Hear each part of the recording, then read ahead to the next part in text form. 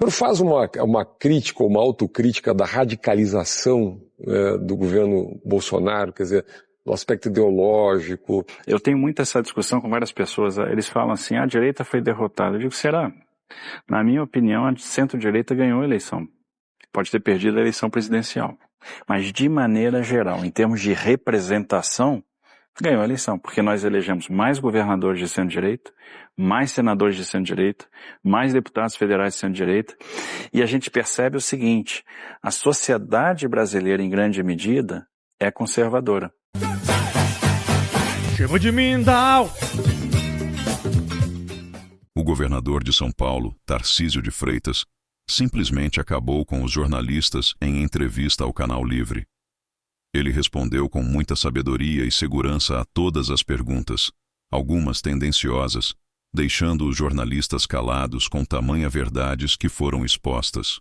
Tarcísio respondeu sobre o caso acontecido no 8 de janeiro, sobre a gestão de Lula e o seu relacionamento com ele, sobre Haddad como ministro da Economia, sobre planos do seu próprio governo e sempre com respostas afiadas, onde os jornalistas não conseguiam deixá-lo em uma saia justa. Já deixe o seu like, se inscreva no canal e deixe a sua opinião nos comentários ao final do vídeo. Qual que é a visão que o senhor hoje tem a respeito do que aconteceu no dia 8? O que é que aconteceu lá e os desdobramentos desses fatos, desde a participação do Supremo agora, as prisões, o início da abertura dos processos e o fato político mais recente, que foi a divulgação daquela imagem do general G. Dias dentro do Palácio do Planalto. Queria ver a visão do senhor de político a respeito de um fato tão relevante, tão recente, né? A primeira questão, eu entendo, é que nós temos que repudiar o que aconteceu. Aprender com os erros, aprender com as chagas, com as feridas, e entendo que essas feridas têm que ser cicatrizadas. Agora, de certa forma, a gente vê o seguinte, alguns fatos precisam de esclarecimento, para que a gente tenha certeza que vai caminhar na direção da justiça, porque eventualmente o que a gente percebe é que alguns casos foram tratados com pesos e medidas diferentes, e isso traz a sensação de justiça. Para determinadas pessoas houve um determinado tratamento, para outras pessoas não houve um tratamento. Para quem conhece Brasília, estranha, por exemplo, o fato que é corriqueiro, você tem 3 batalhões que fazem a proteção do Palácio do Planalto. Só para dar um exemplo, Batalhão de Guarda Presidencial, Regimento de Cavalaria de Guarda e um Batalhão de Polícia do Exército.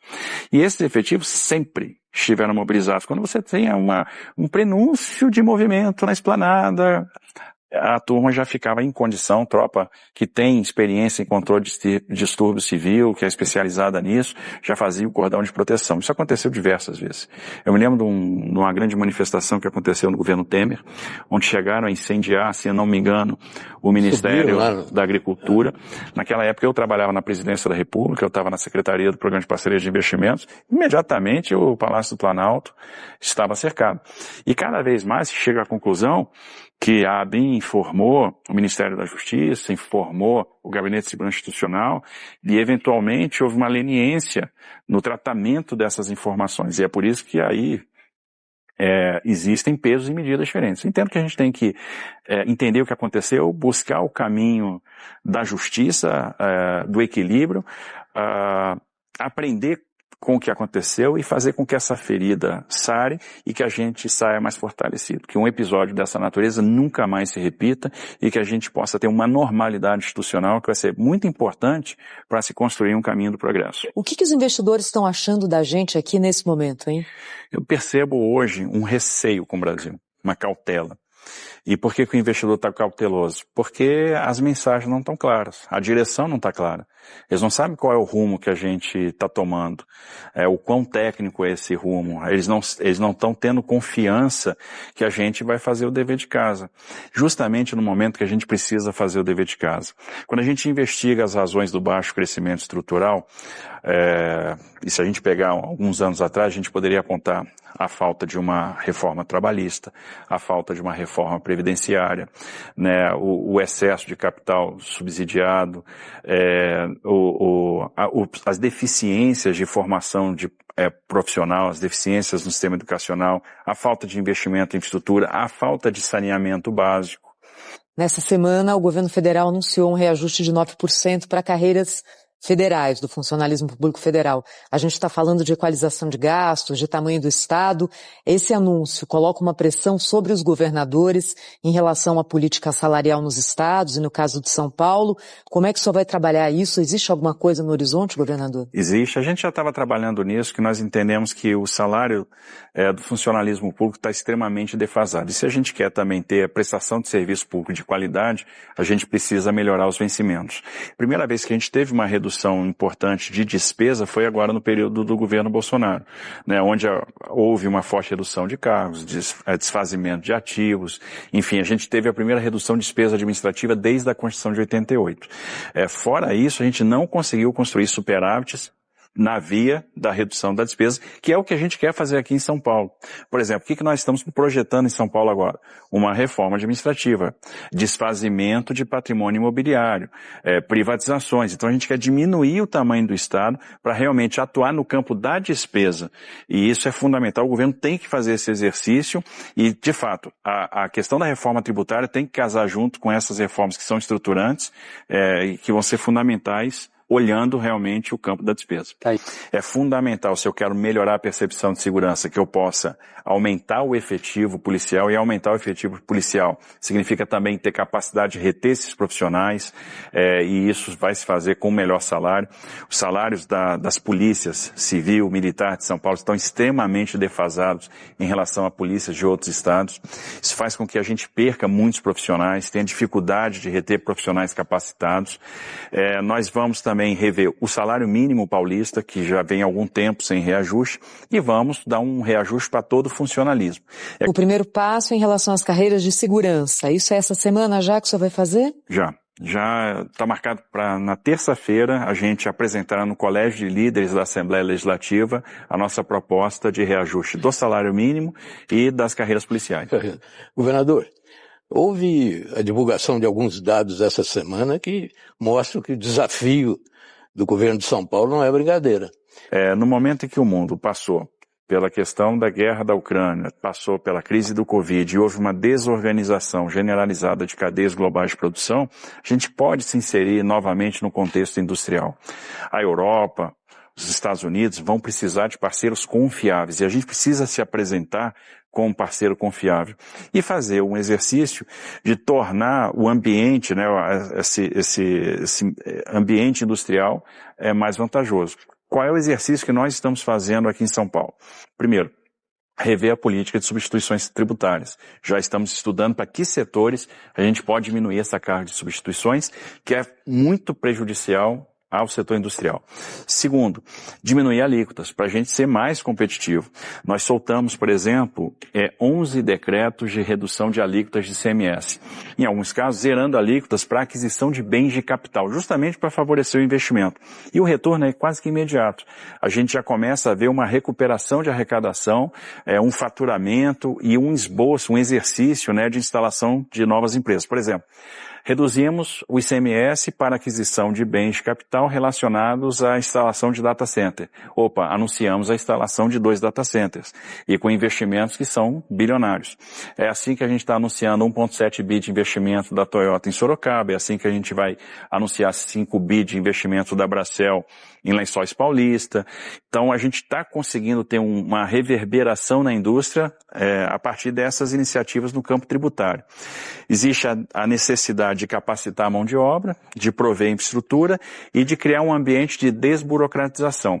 Então são os passos que nós podemos dar aqui no estado de São Paulo para ver uma impulsão dessa indústria. E mais, buscar as nossas vocações. Então a gente está correndo o estado, montando coalizões industriais regionais para verificar o que está afetando o crescimento da indústria em cada uma dessas regiões. Outra coisa, se eu consigo trazer uma grande indústria para cá, qual é o ecossistema que eu vou montar no entorno de alimentação dessa indústria e o que eu vou poder fomentar aqui, respeitando essas vocações e respeitando o seguinte, esse papel que São Paulo pode ter de protagonista na transição energética. Quantidade de biogás que nós podemos gerar em São Paulo a partir do ciclo da cana é estupenda.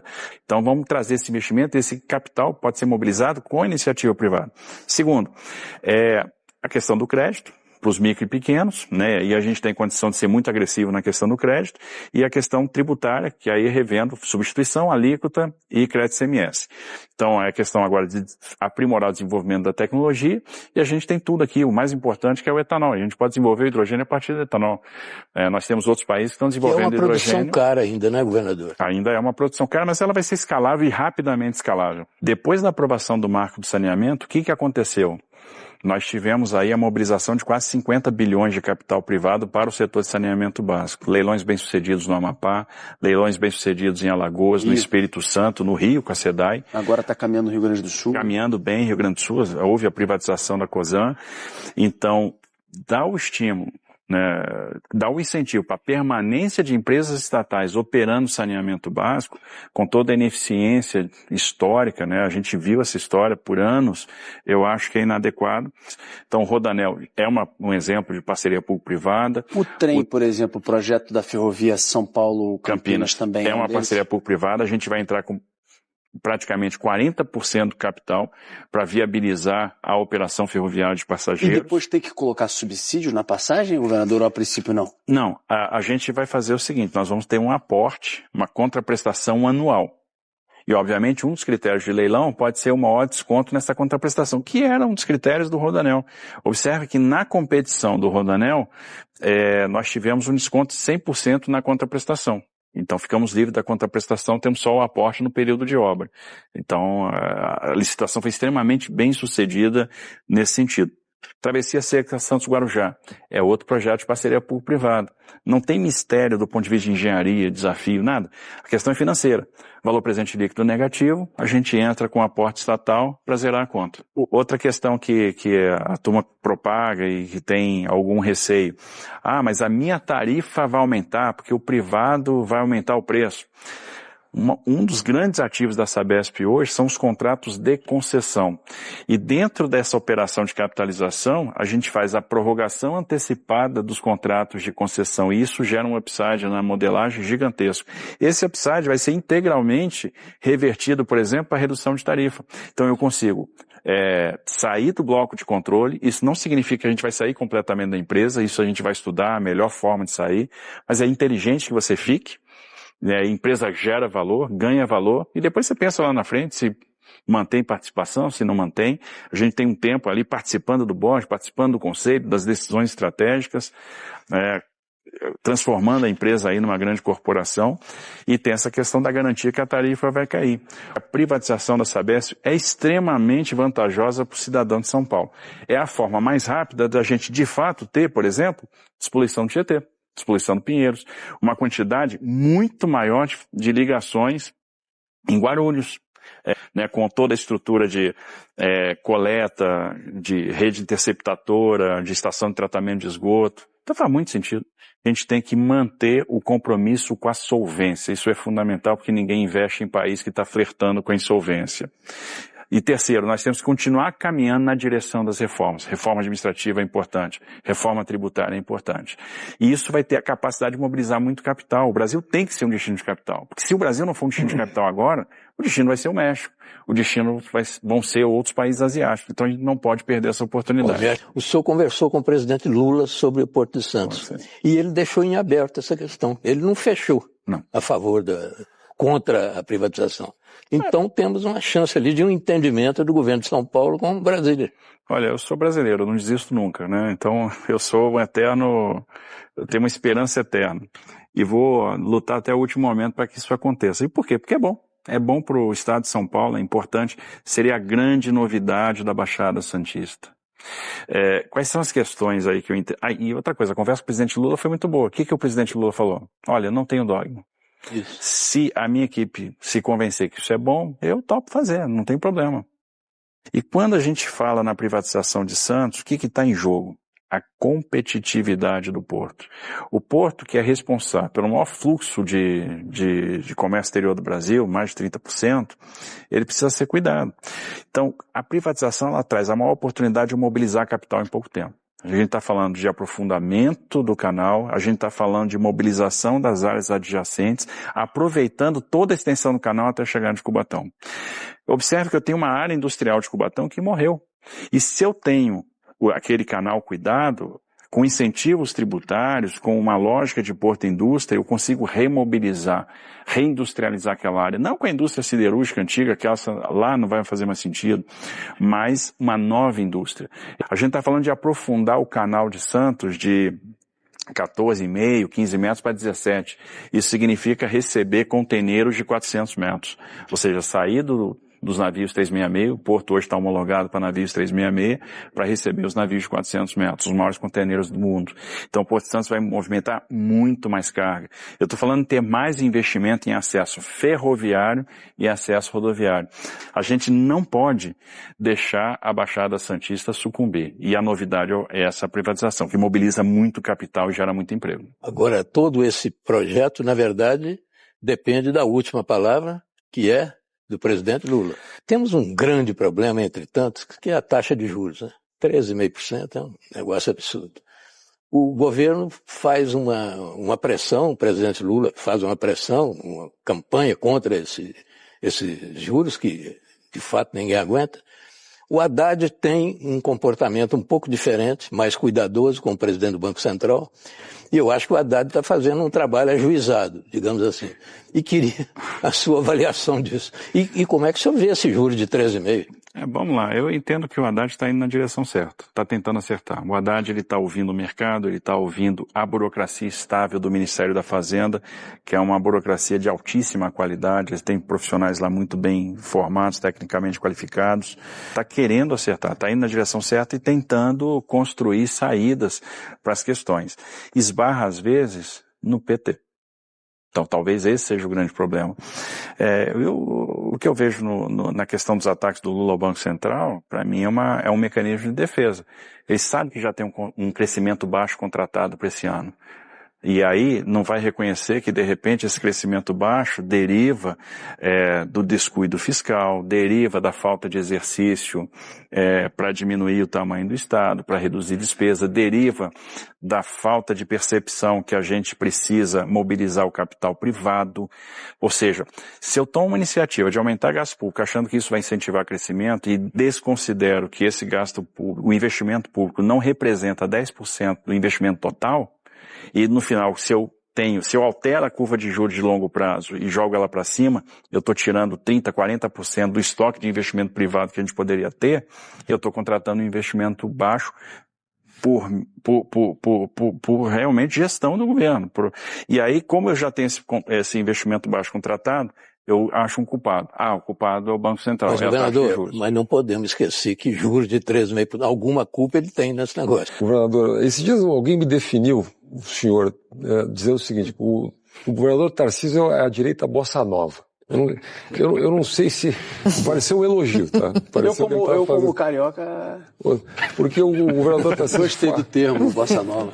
Bossa nova tem uma tradição gloriosa na política brasileira. Exatamente. Não, a referência foi um elogio, tá? Foi um elogio. Porque o governador Tarcísio conversa com o Lula, conversa com todo mundo, tem uma gestão, um foco mais técnico e tal. Agora faz uma crítica, uma autocrítica da radicalização do governo Bolsonaro, quer dizer, do aspecto ideológico. Eu tenho muito essa discussão com várias pessoas, eles falam assim, a direita foi derrotada. Eu digo, será? Na minha opinião, a centro-direita ganhou a eleição. Pode ter perdido a eleição presidencial.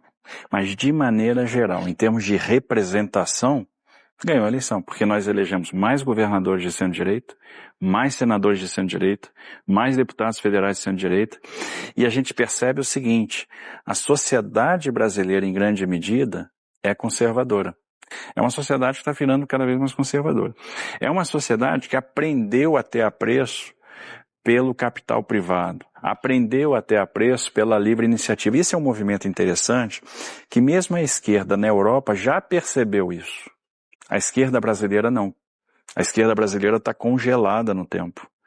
Então, um movimento que já foi feito em outros países, pela esquerda de outros países, não foi feito pela esquerda brasileira. Centro-direita acredita num SUS forte, que preste um serviço, que seja universal, que precisa ter as respostas para as questões de subfinanciamento? Com certeza. A centro-direita acredita que nós precisamos de uma educação pública de qualidade? Seguramente. A centro-direita acredita na necessidade de ter política de transferência de renda? Com toda certeza. Só que a gente vai saber dar o caminho, porque só se faz isso com austeridade fiscal, só se faz isso com visão de resultado, só se faz isso se desengajando de determinados assuntos que não competem ao Estado, e o Estado pode ser substituído com qualidade pela iniciativa privada. A gente vai construir a ponte para a oportunidade, porque essa é a grande diferença da assistência social para o desenvolvimento social. É construir pontes para a oportunidade, é ter o plano de desenvolvimento individual. Por isso eu entendo que a centro-direita vai se consolidar. As pessoas vão perceber que a gente é capaz de oferecer alternativas que sejam muito interessantes. E eu entendo que todo radicalismo é ruim. O que você achou da entrevista de Tarcísio?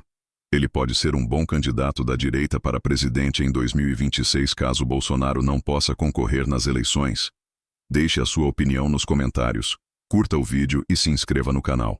E se você quiser aprender a ganhar dinheiro postando vídeos sobre notícias aqui no YouTube, clique no link da descrição e assista a uma aula gratuita que vai te ensinar a criar um canal lucrativo e fazer de R$2 a R$5 mil por mês. Até a próxima.